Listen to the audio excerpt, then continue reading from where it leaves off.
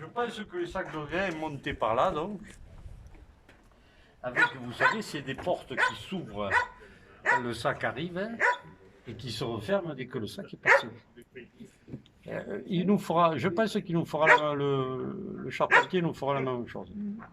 Alors ici, vous avez, c'est ici que il y a le butoir. Le butage se fait ici. Alors, des meules, hein, il sort de la mouture. Donc le butoir, c'est une sorte de tamis qui fait que on a la fine fleur, une farine un peu plus grossière pour faire le pain, pour faire les pâtes, et puis au bout, c'est le sol. Alors le sol, généralement, le meunier avec des cochons, des poules, etc. et en profiter pour nourrir toute sa volaille. Alors la cheminée, vous savez que la poussière de farine est explosive. Quelquefois, quand il faisait froid, ils prenaient le risque d'allumer la cheminée, mais il y a eu des explosions. Alors bon, ils ne savaient pas trop d'où ça venait, eux, mais ils y touchaient pas trop quand même. Mais c'était surtout là pour une circulation d'air. Voilà. Et la meule était ici donc? Non, elle était plus haut. Oui, la meule était au-dessus. Ici, vous avez des petites échancrures, hein. Il y en a un peu partout. C'était pour mettre la petite lampe à huile, hein. C'est la preuve qu'ils travaillaient la nuit. Parce que ces types-là, ils faisaient un boulot, quelque chose d'impressionnant. Hein. C'est les meuniers, c'était les brandillons, c'était les types. Voilà. Les sacs pesaient 50 kilos à l'époque. Hein. Bon, ils avaient des astuces évidemment pour monter les sacs, mais enfin, ils se les coltinaient aussi quand même. Hein. Voilà, alors, ce qui est rare dans les moulins aussi, c'est les escaliers en pierre de taille. Et oui, oui. Parce que, bon, alors, est-ce qu'il a été modifié après? C'est probable. Hein. Je pense que c'était pas les escaliers qui étaient au départ au XVe siècle, quoi. Hein. Oui. Voilà. Alors ensuite, ici, alors, méfiez-vous, ils sont raides, hein, les escaliers.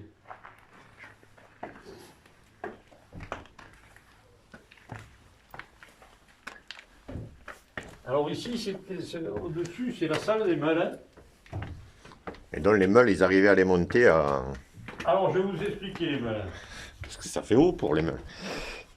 Les meules, ils se servaient beaucoup de l'arbre monteur pour monter les sacs, pour monter les meules. Ils démontaient la fenêtre, là. La fenêtre est démontable. C'est astucieux quand même. Ah oui, oui. Ils démontaient la fenêtre, ils passaient les meules, ils remontaient la fenêtre.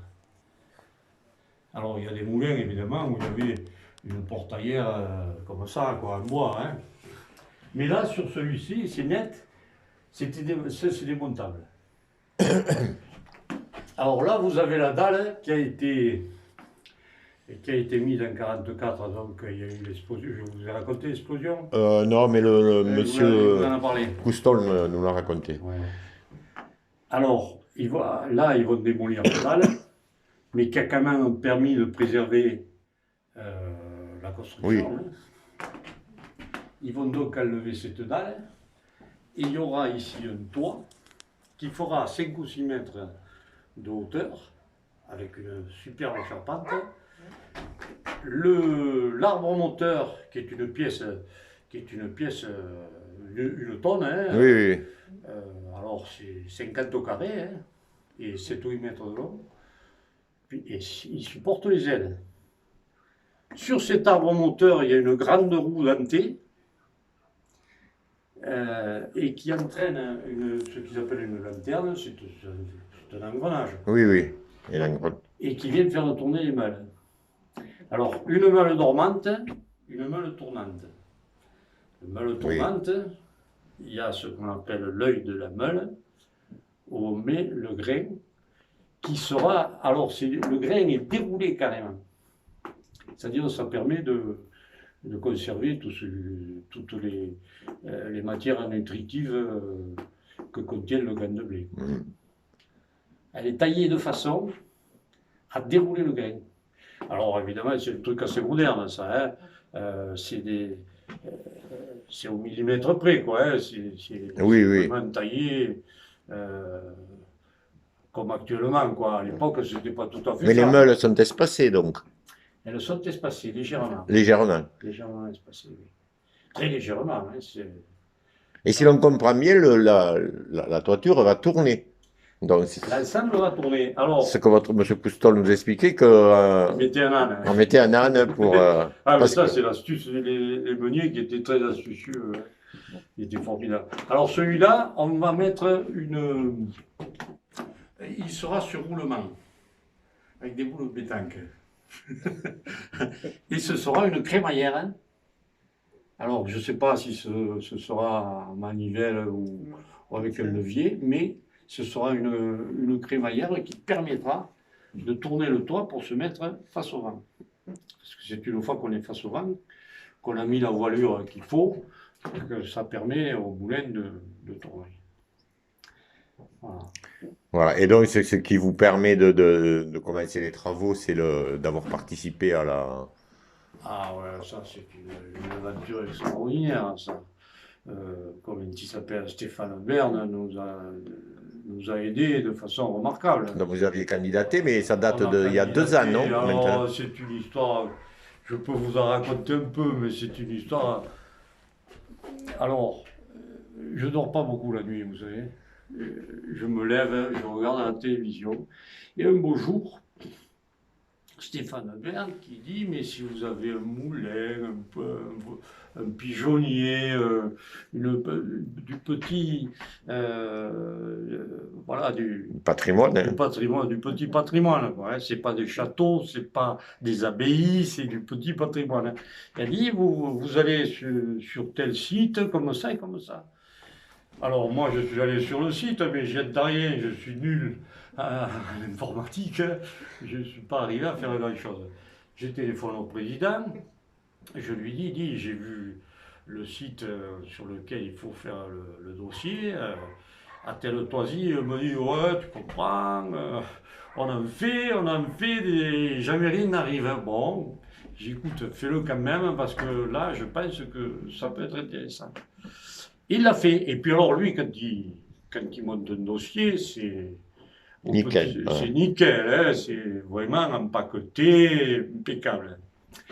Et ça a plu à Stéphane Bern, apparemment.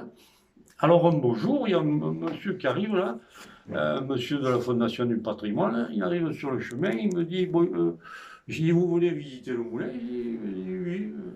Et arrivé au moulin, il me dit, c'est pas la peine que je visite, je le connais, votre moulin, et je viens vous dire qu'il Retenu. il a été retenu à la mission Berne.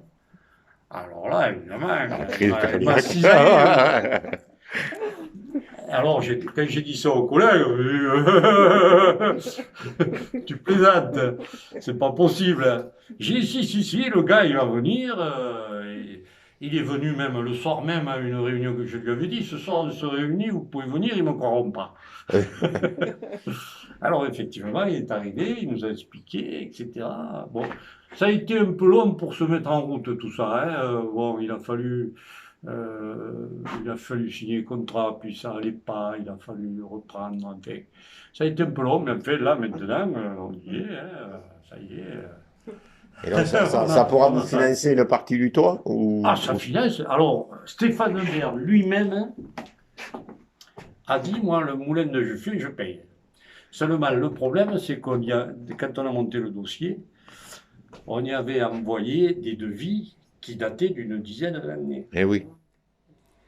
Alors, du coup, on n'y arrive plus. Avec la pandémie en plus, qui a fait augmenter voilà, alors, le prix des matières l'augmentation premières. fait qu'on n'y arrive plus. Alors, vous l'avez vu peut-être sur le panneau, on ne finance pas le butoir, on n'arrive pas à financer le butoir, on n'arrive pas à financer l'électricité, les abords, bon, on se débrouillera, hein, ça c'est pas trop grave. Hein. Mais il y a des trucs qui ne sont pas financés pour cette histoire-là. Alors ils ont ouvert une cagnotte pour compléter à la Fondation du patrimoine. D'accord. C'est comme ça que la cagnotte est ouverte. Voilà. D'accord. Tout le monde était invité. En espérant, oui, que vous... Tout le monde était invité à participer. Magnifique. Voilà. Merci.